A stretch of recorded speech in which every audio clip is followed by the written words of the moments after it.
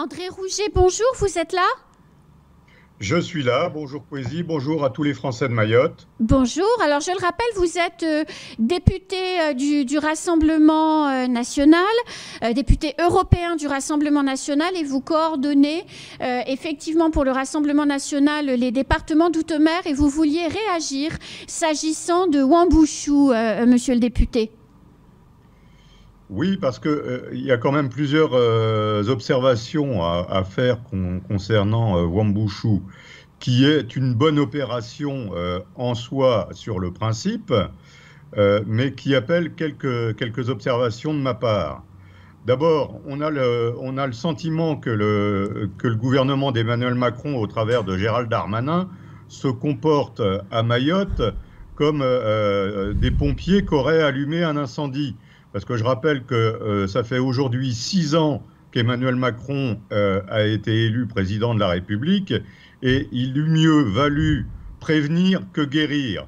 Parce que ça fait 6 ans qu'Emmanuel Macron et son gouvernement laissent s'installer à Mayotte une immigration hors de situation, une criminalité que subissent les Mahorais au quotidien et une occupation illégale du domaine privé et public.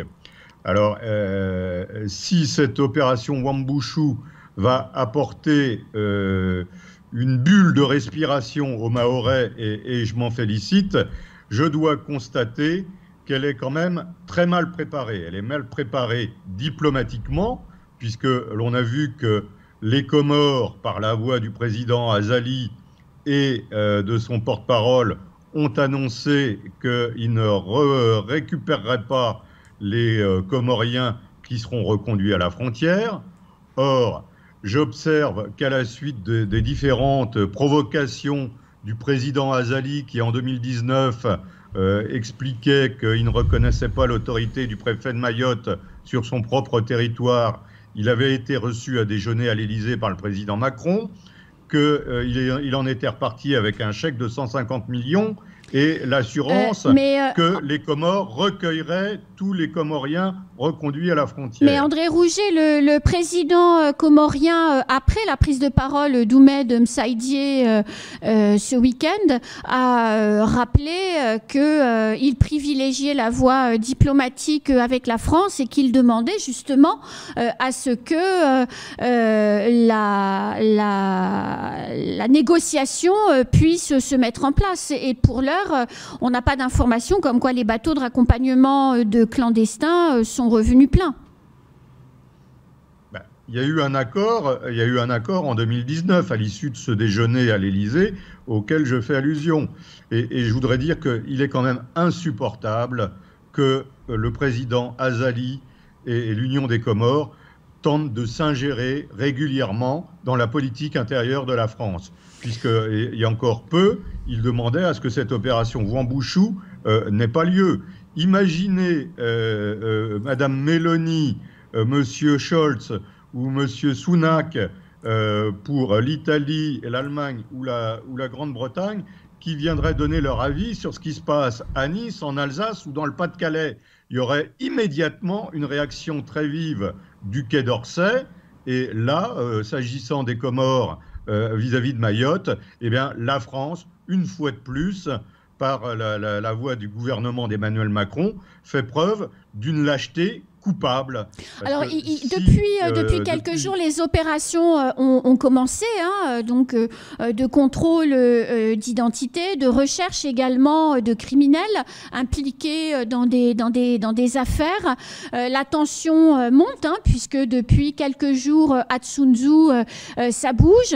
Hier, des voyous, 200 jeunes, une horde de 200 jeunes est descendue des hauteurs de Tanafou pour notamment mettre la pression à la population, menacer d'incendie les maisons, menacer de mort et de viol. Ça vous inspire quoi? Ça m'inspire que force doit rester à la loi et que c'est le côté très positif de cette opération Wambouchou, c'est que ça devrait permettre de restaurer l'autorité de l'État et de mettre au pas toutes ces bandes de criminels et de délinquants qui ne font que trop subir, et depuis trop longtemps, leur terreur aux Mahorais. Ça, c'est l'aspect le plus positif de cette opération Wambushu. Mais par ailleurs, j'observe que malheureusement, l'opération est mal préparée diplomatiquement, comme je l'ai fait observer avec les relations avec les Comores, mais elle est mal préparée également juridiquement, législativement, parce que malheureusement, tous les Comoriens reconduits à la frontière vont être en position de revenir à Mayotte d'ici quelques mois, parce qu'il n'y a pas de cadre législatif et juridique qui a été pris à l'amont.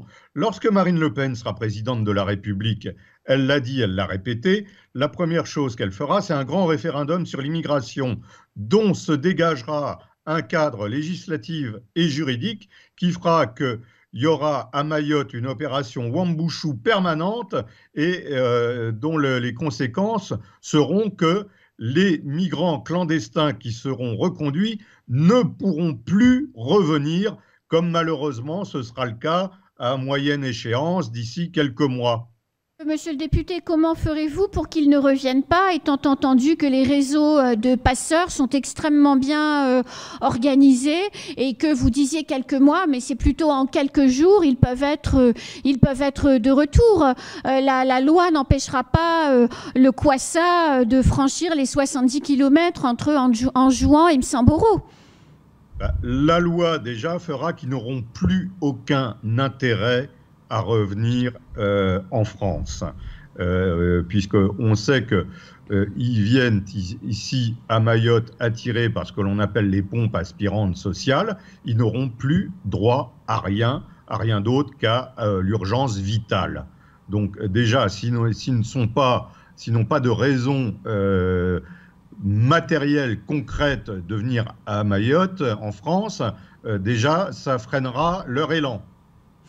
Donc, ce qui veut dire que c'est la fin de la scolarisation de tous les enfants, c'est également la fin des soins gratuits à l'hôpital. C'est ça que vous voulez dire? Parce que les pompes aspirantes, aujourd'hui, c'est ça, plus le passeport français, enfin, ou la carte de séjour.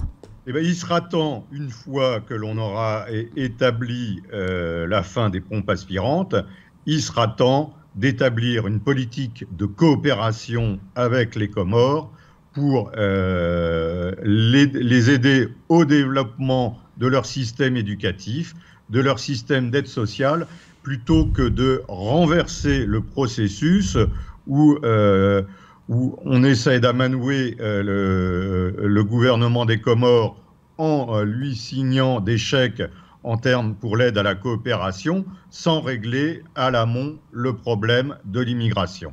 Alors, il y a, on l'a dit, hein, dans Wambushu, là, on a évoqué deux volets, c'est-à-dire l'interpellation des clandestins. On a parlé aussi du démantèlement des réseaux de criminels. Mais il y a aussi la lutte contre l'habitat illégal. Et finalement, André Rouget, est-ce que le pire ennemi de la lutte contre l'habitat illégal, ce n'est pas les associations droits de l'homiste qui attaquent systématiquement toutes les décisions ou les arrêtés préfectoraux au tribunal administratif? Il est certain que ces associations, sous couvert de bons sentiments, mènent une action qui va dans le sens contraire de ce qu'ils prônent, puisque le maintien de façon illégale de clandestins, de criminels et de délinquants dans les bangas illégaux est de nature à nuire au quotidien des Français de Mayotte.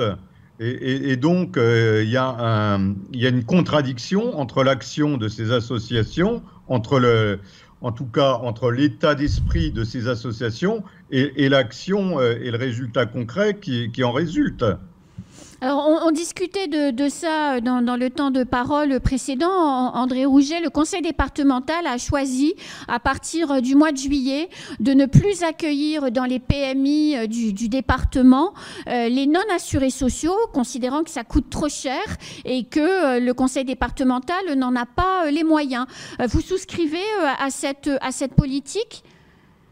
Absolument.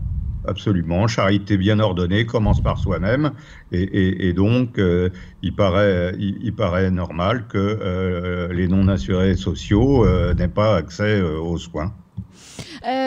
Vous n'avez pas peur que cette politique puisse avoir des conséquences sur l'état de santé des enfants, notamment puisque, alors que ce ne sont pas dans leurs compétences, les PMI vaccinent ? Il y a un minimum à assurer pour les enfants, mais globalement, la décision n'est pas inintéressante. Est-ce que pendant l'opération Wuambushu, Marine Le Pen compte venir à Mayotte pour soutenir la population qui souffre? Parce que là, il faut bien le reconnaître, les tensions à Tsunzu depuis 2 jours laissent penser que ça va être compliqué un peu partout sur le département. Est-ce que ce n'est pas le moment qu'elle vienne se porter à côté de la population? Je pense que vous savez et que tous les Français de Mayotte savent que le cœur de Marine Le Pen est de façon permanente sur l'île aux parfums. Elle ne manque jamais d'intervenir au niveau national en faveur de Mayotte, mais je ne pense pas que son agenda de présidente de groupe parlementaire à l'Assemblée nationale lui permettent, dans les jours qui viennent, de se rendre à Mayotte. Cela dit, il n'est pas à exclure qu'elle puisse venir, si ce n'est dans les jours qui viennent, dans les semaines ou les mois à venir. Justement, vous parlez de son rôle de présidente du groupe Rassemblement National à l'Assemblée nationale, alors que le président de la République avait dit fin de la loi Asile et Immigration. On est en train de lire dans la presse bien informée que le projet de loi pourrait revenir sur le pupitre d'abord des sénateurs puis des députés. Il y a beaucoup de dispositions dans ce texte qui concernent Mayotte. Quelle sera la position du Rassemblement National sur le texte de loi Asile et Immigration? Vous savez, le groupe parlementaire du Rassemblement national à l'Assemblée nationale a démontré qu'il n'avait pas, contrairement à nos adversaires politiques, de position sectaire dès lors que l'intérêt général joue. Donc, le groupe du Rassemblement national votera tout ce qui pourra être positif pour Mayotte.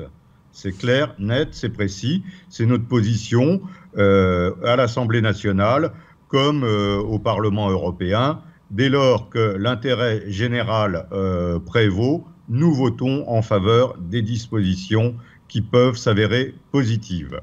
Pourtant, mais j'observe que dans ce texte, vous savez, comme toujours, on est dans en même temps la schizophrénie macroniste, puisque là, on voit bien que Gérald Darmanin est en train de montrer les muscles avec cette opération Wuambushu, dont je rappelle qu'il eût fallu prévenir plutôt que guérir. Mais dans le même temps, ce texte prévoit la régularisation de centaines de milliers de clandestins. Donc j'espère que pour Mayotte, ça ne sera pas le cas.